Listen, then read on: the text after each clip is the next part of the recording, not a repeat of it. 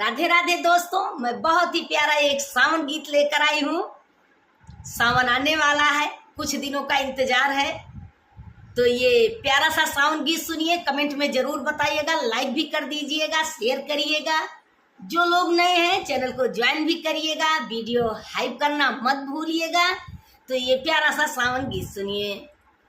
सखिया खेली न ले तू हो, सखिया खेली न ले तू, ये सो के सवनवा बा, फिर नैहर सपनवा बाना। सखिया खेली न ले तू ओ, सखिया खेली न ले तू, ये सो के सवनवा बा, फिर नैहर सपनवा बाना।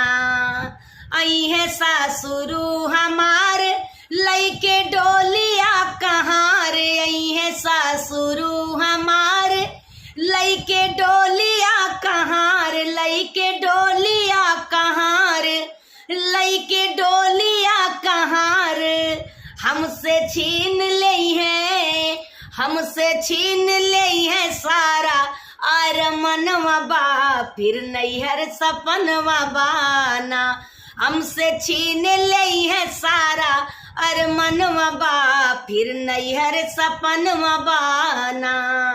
सखिया खेली न ले तू ओ, सखिया खेली न ले तू, ये सो के सवनवा बा, फिर नैहर सपनवा बाना, फिर नैहर सपनवा बाना। आई है जेठ जी हमारे लइके डोलिया कहाँ रे, आई है जेठ जी हमारे लइके डोलिया कहाँ रे, लइके डोलिया कहाँ रे, लइके डोलिया कहाँ रे, लइके डोलिया कहाँ रे। हमसे छीन ले है, हमसे छीन ले है सारा यार मनवा बा, फिर नैहर सपनवा बाना। हमसे छीन ले है सारा अर मनवा बा, फिर नैहर सपनवा बाना।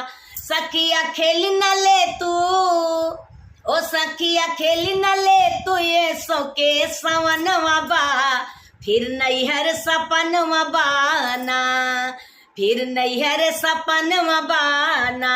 आई है देवरू हमार लइके डोलिया कहाँ रे, आई है देवरू हमार लइके डोलिया कहाँ रे, लइके डोलिया कहाँ रे, लइके डोलिया कहाँ रे, लइके डोलिया कहाँ रे।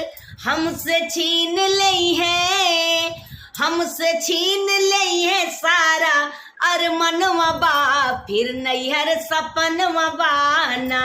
हमसे छीन ले है सारा अर मनवा बा, फिर नैहर सपनवा बाना।